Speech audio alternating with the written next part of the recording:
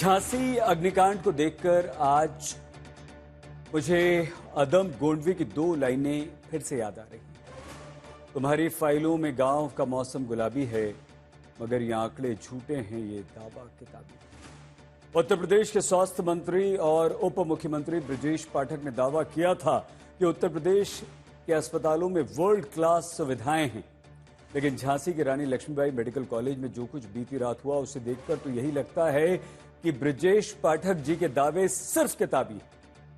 जिस अस्पताल को लेकर स्वास्थ्य मंत्री ब्रजेश पाठक अपनी पीठ थपथपा रहे थे, उसी अस्पताल में 10 बच्चों की बीती रात मौत हो गई। ये वो बच्चे थे जिन्होंने जिंदगी का सूरज नहीं देखा, लेकिन उस सूरज को देखने से पहले ये बच्चे दुनिया से चले गए। ये कोई सामान्य मौत नहीं थी, लापरवाही में ली गई ये जान है।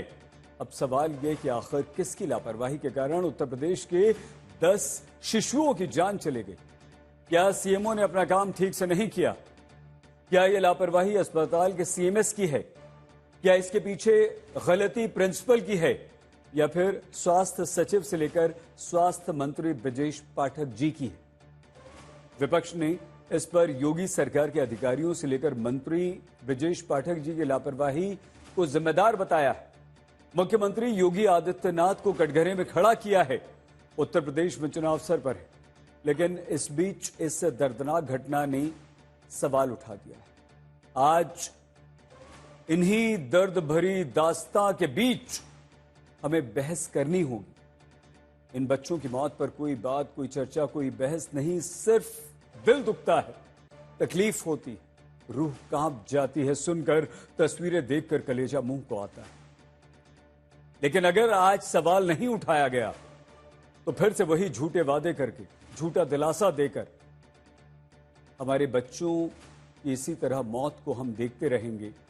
उन माओं को छाती पीटते हुए हम देखते रहेंगे जिनके चीत्कार से कलेजा कांप उठता है। हमारी ये रिपोर्ट।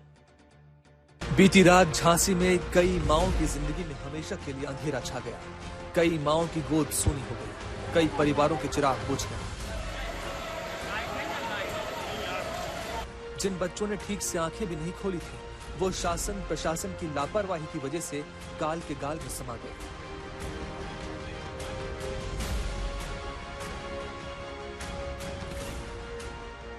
झांसी के रानी लक्ष्मीबाई मेडिकल कॉलेज में आग लगने की वजह से वार्ड में मौजूद 10 बच्चों की मौत हो गई। झांसी के अस्पताल में जितनी तेजी से आग फैली, उतनी तेजी से खबर भी लखनऊ पहुंची। सीएम योगी ने इस मामले में जांच के आदेश दिए। बच्चों को उपचार की व्यवस्था दी जा सके, इसकी व्यवस्था में देर रात्रि से ही हम लोग लगे थे, और रात्रि में ही स्वास्थ्य मंत्री और प्रदेश के डिप्टी सीएम श्री ब्रजेश पाठक जी भी वहां पहुंच गए थे, और 10 बच्चों की वहां दुखद मौत हुई है। शेष बच्चे सुरक्षित हैं। वहां पे स्वास्थ्य विभाग की पूरी टीम, मेडिकल कॉलेज की पूरी टीम, प्रशासन और पुलिस प्रशासन की पूरी टीम सभी को सुरक्षित निकालने में सफल रही। लेकिन मेरी संवेदना उन सभी परिजनों के प्रति है जिन्होंने अपने मासूम बच्चों को खोया। हादसा इतना बड़ा था कि बीती रात में ही यूपी के स्वास्थ्य मंत्री और डिप्टी सीएम ब्रजेश पाठक लखनऊ से झांसी के लिए रवाना हो गए। प्रथम दृष्टया वहां पहुंचने पर बताया गया कि इलेक्ट्रिक शॉर्ट सर्किट की वजह से घटना घटी है, क्योंकि पूरे वार्ड आईसीयू वार्ड में ऑक्सीजन पाइपलाइन थी।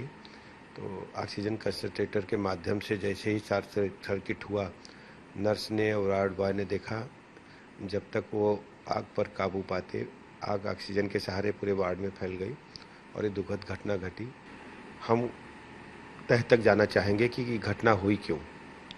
यदि किसी भी स्तर पर लापरवाही पाई जाती है तो लापरवाह अफसरों के खिलाफ भी हम कड़ी कार्रवाई करेंगे, पुनरावृत्ति न हो इसको रोकेंगे। और जो अभी पीड़ित परिजन हैं उनके साथ पूरी सरकार खड़ी है। 5-5 लाख रुपए मृतकों को आर्थिक सहायता, 50,000 रुपए घायलों को। लापरवाही इतनी बड़ी है कि यूपी सरकार लगातार इस मामले में एक्शन की बात कह रही है। 3 स्तर से जांच हो रही है और जांच के जो निष्कर्ष आएंगे, जहां पर भी किसी की लापरवाही पाई जाएगी, कार्रवाई भी बहुत कठोर होगी। सरकार की मंशा मतलब जो मेडिकल कॉलेज हैं वहां अच्छी से अच्छी स्वास्थ्य सुविधाएं उपलब्ध कराना है, या जो हमारे जिला हॉस्पिटल हैं, जो CSC PSC हैं, ये सरकार की मंशा है। चाहे हमारे बड़े इंस्टीट्यूट हों मेडिकल के, चाहे वो छोटे हों, वो हम लोग की कोशिश है कि अच्छा इलाज मिले। लेकिन यह बहुत दुखद रहा। इस प्रकार की घटना से मतलब व्यथित भी हूं मैं। मेरी बहुत संवेदना है उन परिवारों के प्रति। हालांकि यूपी सरकार के पास इन सवालों का जवाब नहीं। झांसी के अस्पताल में फायर अलार्म और वाटर स्प्रिंकलर क्यों खराब था? फायर एक्सटिंग्विशर 1 से 3 साल पहले एक्सपायर होने के बाद भी ठीक क्यों नहीं कराया गया? बच्चों के वार्ड में आग लगने के बाद बचाव काम में देरी क्यों हुई? क्या special new born care unit की सारी गाइडलाइंस का अस्पताल में पालन हो रहा था? इस लापरवाही के लिए आखिर जिम्मेदार कौन है?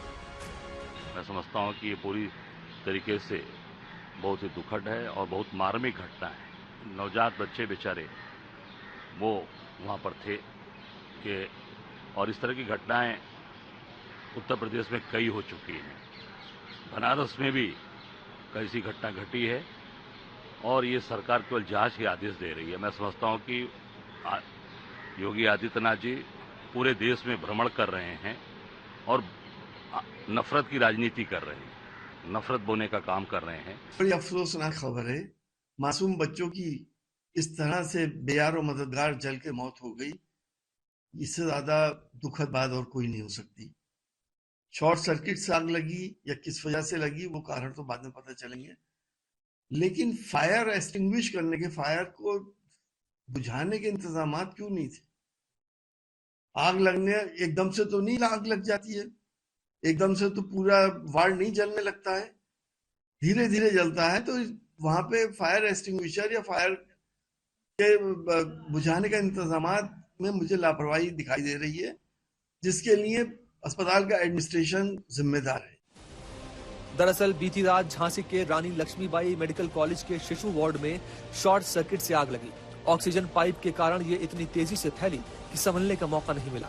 देखते ही देखते 10 बच्चे जिंदा जल गए। 40 बच्चों को बचा लिया गया, लेकिन सवाल 10 बच्चों की मौत पर है। ये दुर्भाग्यपूर्ण है और दुखद है। यूपी सरकार ऑलरेडी इसका संज्ञान ले रही है। उप मुख्यमंत्री ब्रजेश पाटिल जी ऑलरेडी वहां पर हैं और जो उचित कार्रवाई होगी, अभी तो जो बच्चे घायल हैं उनकी चिंता करने का विषय है और जो जिनकी मृत्यु होगी उनके परिवार को सांत्वना देने का विषय है। अपेक्षा करते हैं कि इस सबके बाद यूपी सरकार इसकी पूरी जांच करके जो लोग भी दोषी हैं उनके खिलाफ सख्त कार्रवाई लेगी। ये एक हृदय विदारक घटना है जिसे बचाया जा सकता था। 10 मासूम बच्चे जिनकी उम्र 10 दिन, 15 दिन या कुछ दिनों तक सीमित थी, किस बेरहमी से वो प्रबंध तंत्र की लापरवाही जो सरकारी अस्पताल महारानी लक्ष्मीबाई में हुआ है उसके शिकार बने। गैस सिलेंडर से हुआ, ऑक्सीजन सिलेंडर से हुआ, या ये शॉर्ट सर्किट से हुआ, ये तो जांच का विषय है। पर एक विषय तो पूरी तरह से साबित है, लापरवाही हुई। यूपी में 20 नवंबर को 9 विधानसभा सीटों पर उपचुनाव होने हैं। ऐसे में झांसी का अग्निकांड योगी सरकार के लिए संकट बन सकता है, लेकिन एक संकट अंदर खाने ही पैदा हो रहा है। उनके जिस नारे की गूंज सभी चुनावी राज्यों में सुनाई दे रही है, उसी पर विपक्ष तो सवाल उठा ही रहा था, अपने भी सवाल उठा रहे हैं। मेरा नारा या मेरे जैसे सभी करोड़ों कार्यकर्ताओं का नारा, जो हमारे प्रधानमंत्री जी का नारा, वही नारा। इसके इतर और कोई नारा नहीं है आपका? नहीं, कतई नहीं। इतर नारे हैं, लेकिन जिस नारे को आप किस तरीके से? मैं इस पर कोई टिप्पणी नहीं कर सकता। मेरे मुख्यमंत्री, उनका द्वारा कुछ बोला गया, किस परिपेक्ष में, किस सभा में, किस कारण से बोला गया है, वह विश्लेषण का विषय है। लेकिन सबका एक ही नारा है, सबका साथ, सबका विकास, एक रहेंगे तो सेफ रहेंगे। ये जो नारा है वो नकारात्मक नारा है। ये नारा निगेटिविटी पैदा करता है। ये नारा कोई स्वीकार नहीं कर सकता है। बीजेपी के खुद अंदर लोग स्वीकार नहीं कर रहे हैं। उत्तर प्रदेश में उनके सहयोगी लोग, बड़े नेतृत्व में जो बैठे हैं बड़ी कुर्सी पर, वो तक इस नारे को स्वीकार नहीं कर रहे हैं। ये नारा नहीं चलेगा।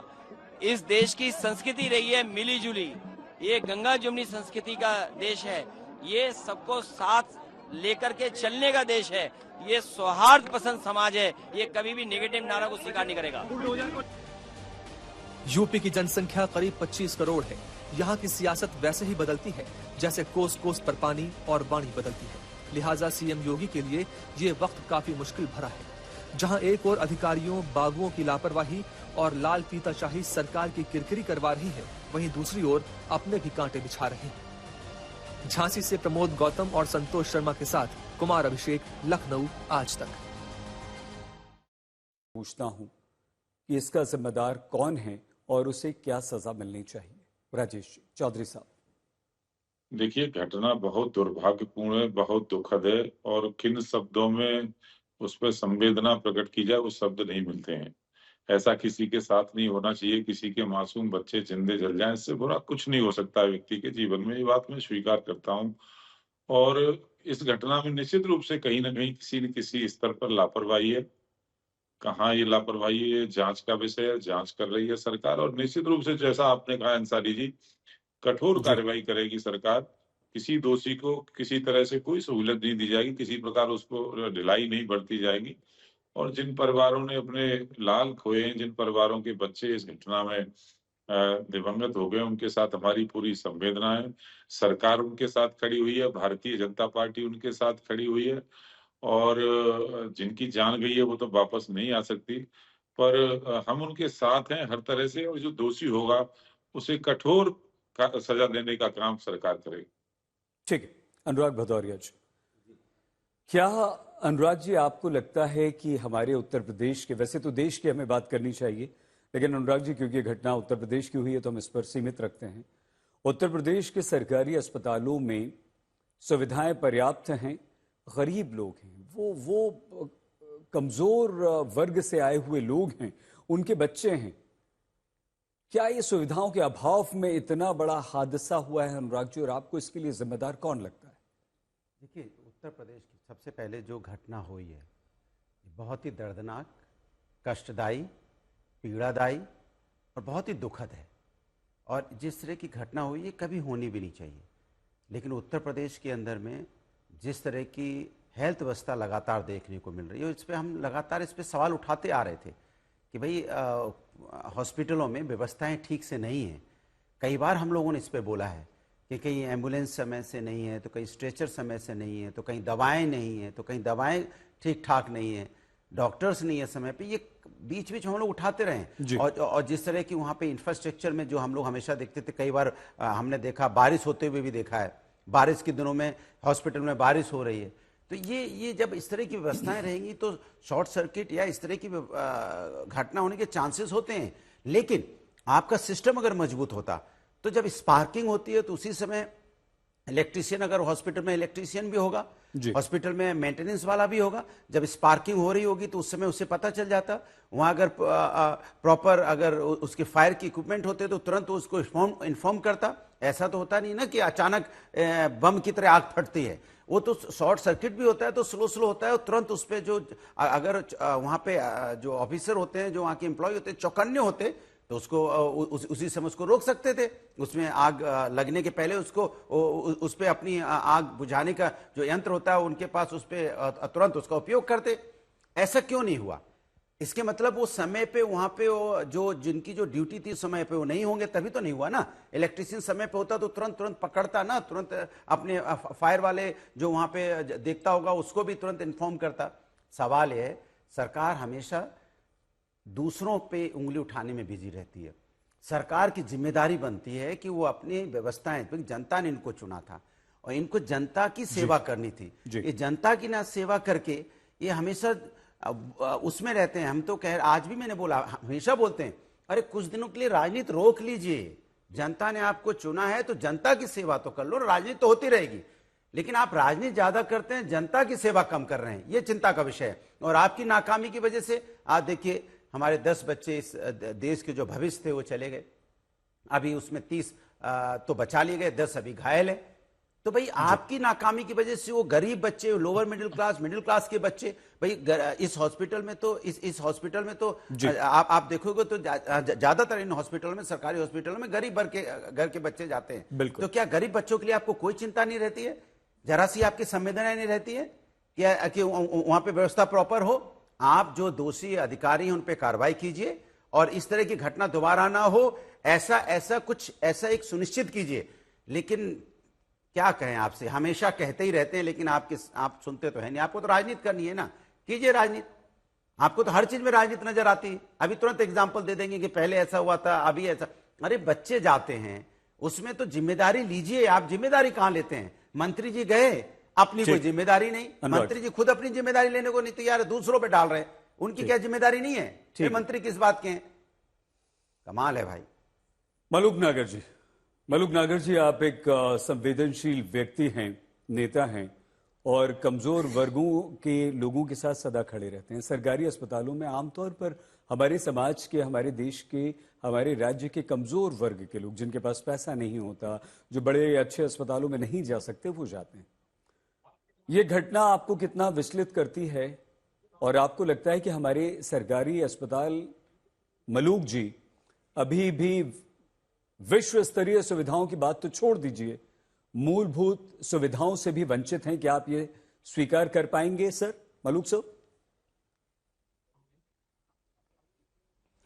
देखिए, एक तो ये इतनी बड़े दुख की घटना है, ये दुख का पहाड़ टूटा है। जिस माँ का लाल या उसकी लाली जो पैदा होते ही इस दुनिया से चली गई, जिसके दादी ने, जिसके दादा ने, जिसके पिता ने, जिसकी माँ ने, जिसके रिश्तेदारों ने एक सपना देखा था कि हमारे घर में एक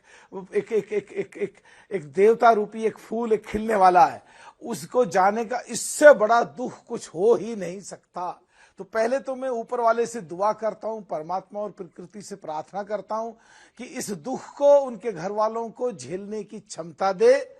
और दूसरा, अंसारी साहब, जो हमारे साथी अभी कह रहे हैं कि कठोर कार्रवाई होनी चाहिए, अरे जांच भी होगी, कठोर कार्रवाई भी होगी। मैं इससे अलग हटके एक और बात कहना चाहता हूं कि प्रदेशों की सरकारों में या प्रदेशों की विधानसभाओं में या देश की सरकार में, लोकसभा में अमेंडमेंट बिल आना चाहिए। जो सजा है दोषी के लिए वो काफी नहीं है, जिसके उनके मन में डर बैठे, खौफ बैठे, आगे से ये घटनाएं ना हो, ये अपने आप ही सुनिश्चित हो जाएंगी अगर बिल में अमेंडमेंट करके एक कठोर प्रावधान, एक कठोर सजा का प्रावधान अगर हो जाए। अनुराग मलूक जी, हम बिल्कुल सहमत हैं आपसे।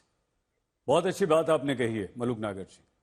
और अनुराग जी, राजेश जी, देखिए होता यही है, एक बार ऐसी सजा दे दीजिए कि पूरे देश में यह संदेश चला जाए, उस डिपार्टमेंट के लोगों में, उस विभाग के अधिकारियों में, कर्मचारियों में, कि अगर ऐसा कहीं हमारे वहां हो गया तो हम भी छोड़े नहीं जाएंगे। वरुण पुरोहित जी, वरुण जी, आपको लगता है कि हमारे सरकारी अस्पताल जो हैं वो अभी उनमें बहुत कमियां हैं और हमारी सरकारें, चाहे वो केंद्र सरकार हो, राज्य की अलग अलग सरकारें हों, उनका ध्यान जितना होना चाहिए उतना नहीं है? और इस घटना के लिए आप जिम्मेदार, इस दुर्घटना के लिए, इस बेहद बच्चों की जान चले जाना, इसके लिए किससे जिम्मेदार मानते हैं? सईद अंसारी साहब, ये दुखदाई और इतनी दर्दनाक घटना है कि शब्दों में एक्सप्लेन नहीं किया जा सकता। ये अकर्मण्यता, निर्लज्जता है राजनीतिक व्यवस्था की इस देश के, कि नेता लोग अपनी जिम्मेदारी से भागते हैं। मॉरलिटी, एथिक्स इस देश में कहीं बची नहीं है। आपको ध्यान होगा, कोरोना में भी हेल्थ मैनेजमेंट पे खूब प्रश्न उठे, फिर सबने बजट, सारी सरकारों ने बजट लाया, हर जिले में एक मेडिकल कॉलेज खुलेगा, हर मेडिकल कॉलेज, उसका पता नहीं रहा 4 साल में कितने खुले। दूसरी बात क्या है कि आप देखिए, कोटा में भी हादसे हुए थे, उस समय भी ज्यादा इन्फेंट मॉर्टेलिटी रेट की बात हुई, खूब चर्चा में हुई। उसके बाद गुजरात में भी कुछ दिनों पहले ही कोई हादसा हुआ था बच्चों का, आपको ध्यान हो। ये पूरे देश में इस प्रकार के जो हादसे हो रहे हैं, उसमें मैंने इसलिए निर्लज्जता, कर्मण्यता की बात करी। आप जांच भी कर लोगे, कमेटियां भी बैठेंगी। अभी तक गुजरात में बच्चों का हुआ, उनका क्या हुआ, आप पूरी अगर लिस्ट बनाओगे, आप तो इन्वेस्टिगेटिव जर्नलिज्म करते हो, तो पूरे देश में पिछले 5-10 साल की बनाओगे, जब तक कुछ पता है नहीं किसकी जिम्मेदारी तय हो। रही बात कानून की, कानून अपना काम करेगा। जो भी आपने एक्ट बना रखे हैं, उस एक्ट के अनुसार कार्यवाही होती रहेंगी, एविडेंस होंगे, जांच कमेटियों की रिपोर्ट होगी। लेकिन ये हादसे, आपने कहा सरकारी अस्पताल, देखो ऐसा नहीं है कि खाली गरीब ही जाता है सरकारी अस्पताल, अच्छे परिवारों के लोग भी जाते हैं। जैसे एम्स में सारे लोग, पूरा हिंदुस्तान जाता है, जयपुर का एसएमएस मेडिकल कॉलेज है, चंडीगढ़ का है, लखनऊ का है, इनमें सब में पूरी दुनिया जाती है। इसमें कोई गरीब अमीर की बात, ये सारी बात है संवेदनशीलता की। और मैं आप जो जिम्मेदारी की बात करो, सबसे पहले जिम्मेदारी तय होनी जनप्रतिनिधियों की। ये जो विधायक और पार्षद और सांसद हैं, ये जब वोट मांगने घर घर जाते हैं, मैंने कोरोना के टाइम भी कहा था, कितने सांसद, जनप्रतिनिधि, विधायक घर घर गए मदद करने किसी की। जब ये वोट मांगने घर घर जा सकते हैं, तो ये रेगुलर इंस्पेक्शन के लिए क्यों नहीं जाते अस्पताल जैसी जगहों पे, थाने जैसी जगहों पे? दूसरी जो सार्वजनिक स्कूल है उनमें ये नहीं जाएंगे। 5 साल बाद फिर चुनाव आएगा, फिर वोट मांगने आ जाएंगे, फिर एक दूसरे पे आरोप लगाते रहेंगे, आरोप प्रत्यारोप। ये जो जनप्रतिनिधि वहां के हैं, सबसे पहले, क्योंकि लोकतंत्र में सर्वोपरि पार्लियामेंट है, तो जो पार्लियामेंटेरियन हुए, विधानसभा के सदस्य हुए, पार्षद हुए, उन तीनों पे कार्रवाई की जानी चाहिए। उनसे पहले आप प्रश्न पूछिए, आप कितनी बार इस अस्पताल में जाके आपने जायजा लिया, कितने लोगों की समस्याओं के पता किया? और जो आप कह रहे हो सुविधाएं नहीं, सुविधाएं तो हैं, लेकिन वर्कलोड इतना ज्यादा, इतनी पॉपुलेशन, इतनी पब्लिक आती है सरकारी अस्पतालों में, क्योंकि वो एफिशिएंसी जो मेडिकल कॉलेजेस की वो बहुत अच्छी है प्राइवेट अस्पतालों की वजह। जो फैसिलिटी इसलिए नहीं मिल पा रही है कि आपके पास साधन, आप मान लीजिए 100 पेशेंट का साधन है, वो इकट्ठा करते हो तो 1000 पेशेंट आते हैं। तो वो मैं तो अनुभव किया हुआ, उन चीजों को देखा हुआ, इसलिए मैं आपको बता पा रहा हूँ। अब विपक्ष जहां तक बात है, एक राजनीतिक प्रश्न हो गया, विपक्ष प्रश्न क्यों उठाता है? अरे भाई, विपक्ष का तो अर्थ ही, विपक्ष का अर्थ ही प्रश्न उठाने से नहीं, विपक्ष शब्द का अर्थ ही क्या रह जाएगा? तो विपक्ष को भी प्रश्न उठाना चाहिए, लेकिन सकारात्मक रोल प्ले करना चाहिए। और मुख्यमंत्री जी हो, चाहे हेल्थ मिनिस्टर, उनको किसी को तो एक इस्तीफा, एक नैतिकता के नाते इस्तीफा पेशकश करें, जैसे अडवाणी जी ने भी किया और नेताओं ने पहले के जमाने में करते थे। एक इस्तीफा पेश करके एक नजीर पेश करें कि भाई मैं इसकी जिम्मेदारी लेता हूं, चाहे सिंबॉलिक ही करें। उससे क्या होगा, लोगों में कम से कम मानसिक रूप से तो कुछ शर्म पैदा होगी। नहीं तो क्या होगा कि फिर वही सबको पता है, कुछ होना नहीं है, एक कमेटी गठित हो जाएगी, जांच बन जाएगी, पता नहीं कब रिपोर्टें आएंगी, फिर सेटिंग हो जाएगी आपस में नेताओं की, फिर वही अधिकारी लग जाएंगे। ये हम पूरे देश में देखते आ रहे हैं। तो ये चीज को, इनको नेताओं को सबसे पहले सोचना है, क्योंकि समाज को राजनीतिक नेतृत्व, सामाजिक नेतृत्व इन्हीं के हाथ। ठीक है, राजेश चौधरी जी, हम बच्चों पर और बात करेंगे।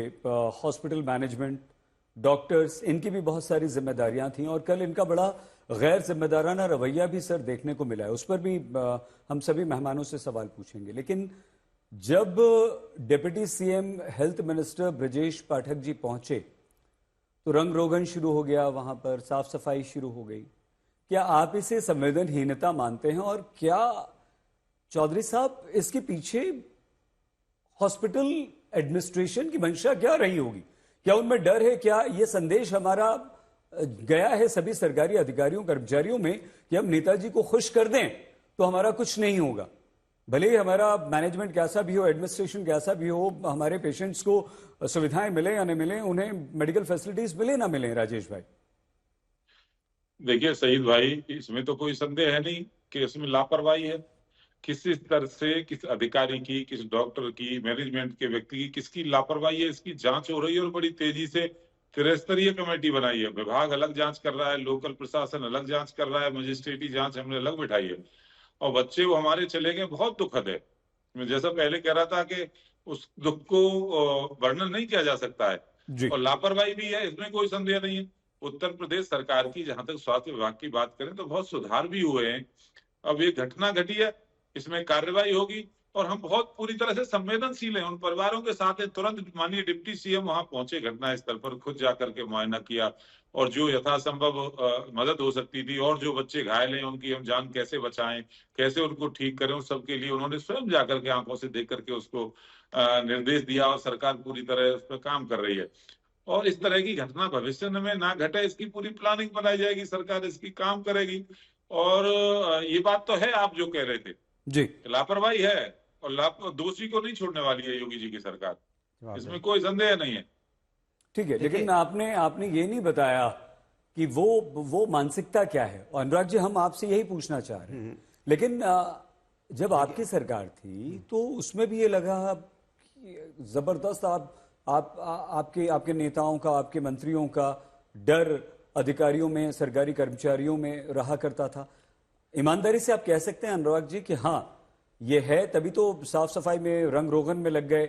जहां बच्चों के माँ बाप को संभालना था, ढांढस बताना था, दूसरी चीजों पर ध्यान देना था, वहां नेताजी के स्वागत सत्कार में प्रशासन लग गया, अस्पताल प्रशासन। आप इससे अंदाजा लगा सकते हैं कि किस तरह के जो डॉक्टर से अधिकारी इन्होंने वहां बैठाए हुए हैं, जो मंत्री को खुश करने में लगे हैं। इतनी बड़ी घटना हो गई, एक माँ का लाल चला गया, माँ वहां बदहवास हैं, वो उनको बजाय इसके कि उनके पास पहुंच के कैसे उनकी मदद की जाए, कैसे उनको ढांढस बंधाई जाए, आप सरकार की चापलूसी में लग गए। अब मैं पूछना चाहता हूं, आज डिप्टी सीएम साहब कह रहे हैं कि नहीं कोई बख्शा नहीं जाएगा, कड़ी कार्रवाई होगी, तो इसके पहले डिप्टी सीएम कितनी बार वहां पे गए, या इनके प्रमुख सचिव कितनी बार उसका दौरा किया, या सीएमओ साहब कितनी बार वहां पे गए? अगर ये लोग साल में 2-4 बार भी हॉस्पिटलों में चले जाएं, जो डिस्ट्रिक्ट में बड़े हॉस्पिटल हैं, तो कम से कम उस हॉस्पिटल का एडमिनिस्ट्रेशन सुधर जाए। तब तो आप जाते नहीं है, राजनीति में बिजी रहते हैं। तब तो आपको सत्ता मिल गई है तो आप सत्ता की राजनीति बिजी। अगर उसी समय आप जाते तो आज आप बच्चे होते ना, ये जांच से बच्चे नहीं वापस आते, या डिप्टी सीएम के जाने से नहीं बच्चे वापस आएंगे। माँ का वहां माँ का बच्चा चला गया, एक कहते हैं दादी का नाती पोता चला गया, आप उसके लिए आप इस तरह की बातें कर रहे हैं कि नहीं अब होगी जांच, तो ठीक है जांच होगी, उसकी इंक्वायरी होगी, सजा मिलेगी, तो बहुत बात की बात है। उसके पहले क्यों नहीं किया? उसके पहले क्यों नहीं ये जो लचर व्यवस्था थी इसको ठीक क्यों नहीं किया? ये तो फिर ऐसे ही कहते थे ना कि सारी व्यवस्था चौकस है, हेल्थ व्यवस्था बहुत चौकस है। भाई जैसा भी मेरे एक साथी ने कहा, कोविड काल में भी तो यही हुआ था। कोविड काल में व्यवस्था तब भी, अभी तो कोविड गए ज्यादा दिन नहीं हुआ, अब तो कह रहे थे अब हॉस्पिटल सारे इक्विप्ड हो गए हैं, सारे मॉडर्न एकदम उसकी जो मशीनें हैं या उसका जो इंफ्रास्ट्रक्चर एकदम हमने ठीक कर दिया है। फिर इस तरह की घटना कैसे हो जा रही है, आग कैसे लग जा रही है? तो सवाल ये है कि जिम्मेदारी सिर्फ आप उनकी नहीं तय कर सकते, पूरा सिस्टम की जिम्मेदारी है, क्योंकि बच्चों का मामला है, देश के भविष्य का मामला है। पूरा एक बच्चा जिसके घर का जाता है ना, घर का घर उजड़ जाता है। हम लोग के घर में बच्चे को बुखार आता है ना, तो पूरे रात भर माँ बाप सोते नहीं है बुखार के मारे, 20 फोन मिलाते हैं इधर उधर कि कैसे उसका बुखार उतरेगा। जिसका बच्चा चला गया हो, सोचिए उसकी जिंदगी खत्म हो गई है, उसकी जिंदगी एकदम, माने उसकी जिंदगी में अब कुछ बचा ही नहीं होगा।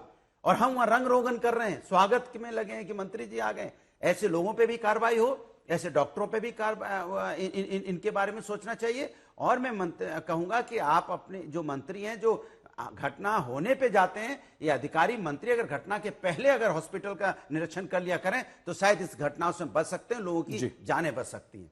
इसमें तो कम से कम सोचना होगा। नहीं ठीक है, आपका बहुत अच्छा सुझाव है अनुराग जी। ये मलूक नागर जी, आपको एक माँ का दर्द हम यहां पर बताना चाहते हैं। सर, उसने ये कहा कि मेरा बच्चा जैसे ही पैदा हुआ उसे पीलिया हो गया और उसे हॉस्पिटल में भर्ती करना पड़ा। जिस दिन से भर्ती किया हफ्ता भर हो गया था, डॉक्टर्स ने मिलने तक नहीं दिया गया, जब जाते थे तो भगा देते थे। और इससे आगे उसी माँ ने, मलूक सर, इतनी ऐसी बात कही है कि आंसू निकल आएंगे। उसने कहा कि जैसे ही आग लगी, मुझे पता है मैं बाहर थी, लोग वहां से भागे बच्चों को छोड़कर। ये कैसी संवेदनहीनता है मलूक नागर जी? और क्या यहां हमारी सामाजिक जिम्मेदारी नहीं बनती है?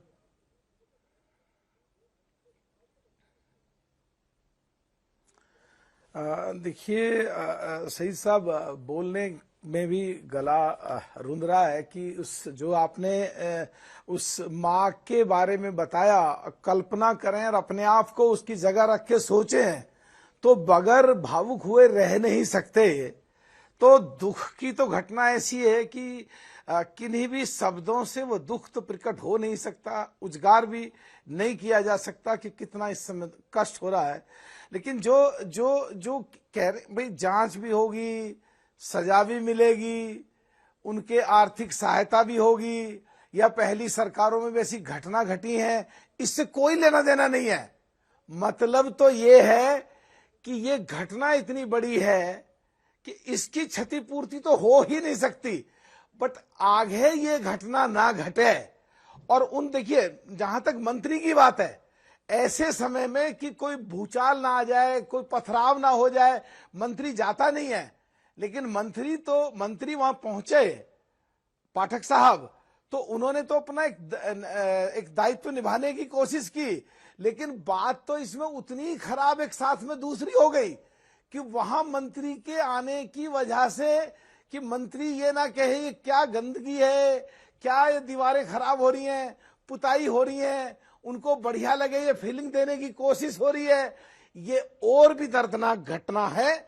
और उसमें जो लोग पुताई करने के लिए या मंत्री को खुश करने के लिए उस समय अधिकारी इस तरह कर रहे थे, उनको भी चिन्हित करके उनको ये दिखाना चाहिए कि मानवीयता के आधार पे क्या तुम में मानवता नहीं है, क्या तुम्हें जो लोग दूसरे अभी अस्पताल में हैं वो कैसे बचे, या उनके घर वालों को कैसे ज्यादा से ज्यादा एक सांत्वना दी जाए, या इस तरह की पुताई रंगाई करके उनको और ज्यादा चोट पहुंचाना चाहते हो, उनके खिलाफ भी कार्रवाई अंसारी साहब जरूर होनी चाहिए। कि मतलब गंदगी बिल्कुल तभी नहीं, सफाई हो आ रहा हूं मैं वरुण पुरोहित जी से। अनुराग जी, वरुण जी, हम सरकार पर सवाल यहाँ पर खड़े कर रहे हैं। अस्पताल प्रशासन तो कटघरे में है ही, 3 स्तर पर जांच चल रही है, सजा भी होगी, हम मानते हैं इस बात को, लेकिन सामाजिक जिम्मेदारी, माता पिता वरुण सर रो रहे थे, बिलख रहे थे, और वो डॉक्टर जिसे धरती पर इंसान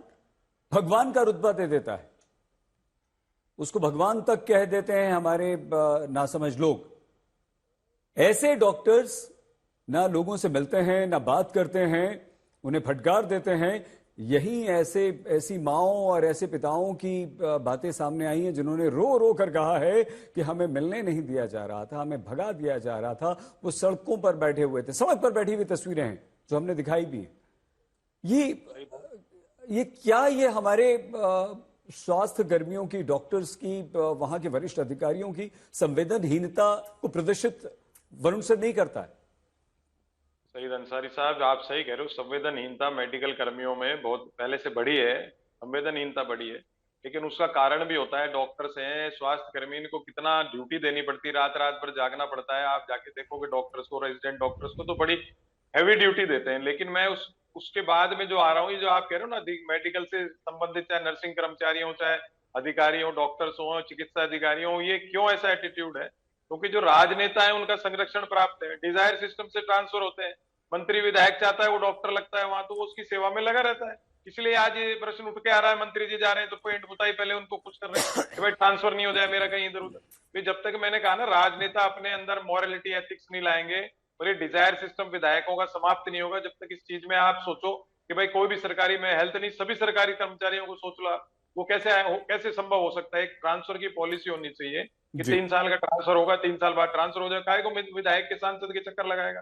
तो विधायक सांसद के चक्कर लगाएगा, या कुछ केसों में देखा गया है पैसे का लेन देन भी होता है सरकारी कर्मचारियों से, तो वो जब उसको पूरा प्रोटेक्शन मिला हुआ है विधायक का या सांसद का, या जो भी नेता है, स्थानीय नेता, तो वो उसके में अंदर अपने आप ही एक ऐसी फीलिंग डेवलप हो जाती है और वो जनता के प्रति उसका थोड़ा बहुत भाव असंवेदनशील हो जाता है। अब डॉक्टर्स का लोड मैंने आपको बताया, डॉक्टर्स ऐसा नहीं कि भारत के डॉक्टर्स बढ़िया नहीं है या एक्सपर्ट नहीं है, लेकिन उनके लोड को कम करने की भी कई बार बात है। 12-12 घंटे, 18-18 घंटे रेजिडेंट डॉक्टर से काम करते, उनकी समस्याओं को सरकारें सुनती नहीं, फिर डॉक्टर सड़कों पे आते।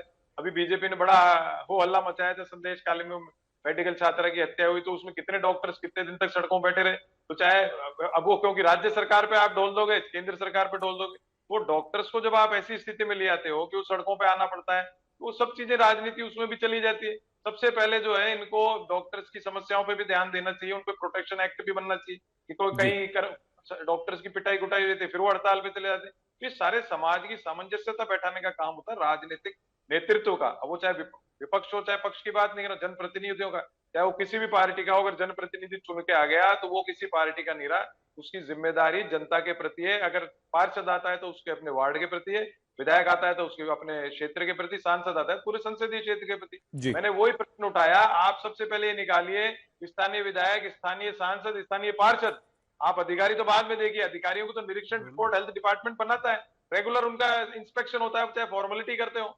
अनुराग जी, समाज को बांट रहे हैं आप, योगी जी सीधा आरोप लगा रहे हैं, और जिस तरह से आप आरोप लगाते हैं कि योगी आदित्यनाथ हिंदू मुसलमान करते हैं, वो आप पर आरोप लगाते हैं कि आप भी तो मुसलमान ही करते हैं। देखिए, हम लोग जिस घटना की बात कर रहे थे कि जहाँ पे बच्चों की मौतें हो गई हों, एक बच्चे की माँ, दादी माँ कह रही हो कि जला हुआ बच्चा ही मुझे दे दीजिए, लेकिन मेरा बच्चा मुझे दे दीजिए। जहाँ इतनी हृदय विदारक घटना हो गई हो, वहाँ अगर हम राजनीतिक बातें करने लग जाएं तो कितनी पीड़ा होती है। ये समय था कि कैसे हम, आप जो बच्चे की माँ हैं, जो तड़प रही हैं, बिलख रही हैं, उनकी तकलीफ कैसे कम करें। तो हम राजनीति में डूबे हुए हैं, हम उस तरह की बात करने के विचार में नहीं है। लेकिन जब वो कह रहे हैं तो मैं इतना कहूँगा कि मुस्लिम लीग के साथ सरकार, आपको याद होगा 1941-42 में जब आज़ादी का आंदोलन, उस समय बंगाल में सरकार मुस्लिम लीग के साथ इसी संघ के द्वारा उसमें बनी थी, अगर बंगाल की सरकार जिसमें श्यामा प्रसाद मुखर्जी जी डिप्टी सीएम बने थे, तो किसने मुस्लिम लीग के साथ सरकार बनाई थी? मैं उसमें जाना भी नहीं चाहता। किसने पीडीपी के साथ सरकार बनाई थी कश्मीर में? तो ये मैं वैसी इस तरह की कहते हैं ना कि समाज के अंदर में बांटने वाली राजनीति नहीं करना चाहता। हम तो जोड़ने की बात करने वाले लोग हैं। हम तो कहते हैं सब हिंदुस्तानी हमारे अपने हैं, हिंदू मुस्लिम सिख ईसाई अगड़े पिछड़े सब हिंदुस्तानी हैं। इस वक्त हम सिर्फ इस बात की चिंता करें कि कैसे बच्चों की माओं को, कैसे उनको हम उनकी कैसे उनको ढाढ़स बंधा पाएं, कैसे उनको हिम्मत दे पाएं, कैसे उनको ताकत दे पाएं, जैसे वो अपनी इतनी बड़ी जो उनके परिवार में घटना हुई है उससे कैसे उभर पाएं, ये हमारी अभी चिंता ज्यादा है। मैंने कहा ना कि आज राजनीति कोई बात में करना नहीं चाहता हूं, बोलना भी नहीं चाहता हूं, बस इतना चाहता हूं हम सब भारतीय एक हैं, हम भारत के लोग हमेशा एक हैं, एक रहेंगे और ना ये बट रहा है ना कहीं कट रहा है। अगर कहीं कुछ गड़बड़ है तो भारतीय जनता पार्टी डराने की कोशिश कर रही है कि भारतीय जनता पार्टी की सरकार में कहीं ना कहीं कहीं ना कहीं हमें डरा रही है। अरे जब आपकी सरकार में ही आप अपने लोगों को ही डरा रहे हो, एक होने की बात कर रहे हो, तो इसका मतलब सरकार में कहीं ना कहीं तो कुछ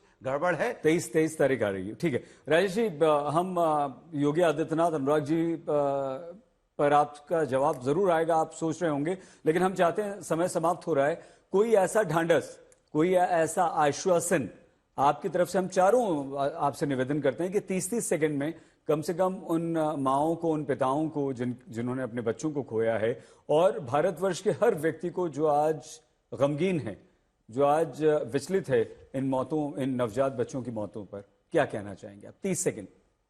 देखिए, वरुण जी ने एक प्रश्न किया, ट्रांसफर पॉलिसी पर सवाल उठाया। सबसे पहले मैं उस पर बात करना चाहूंगा।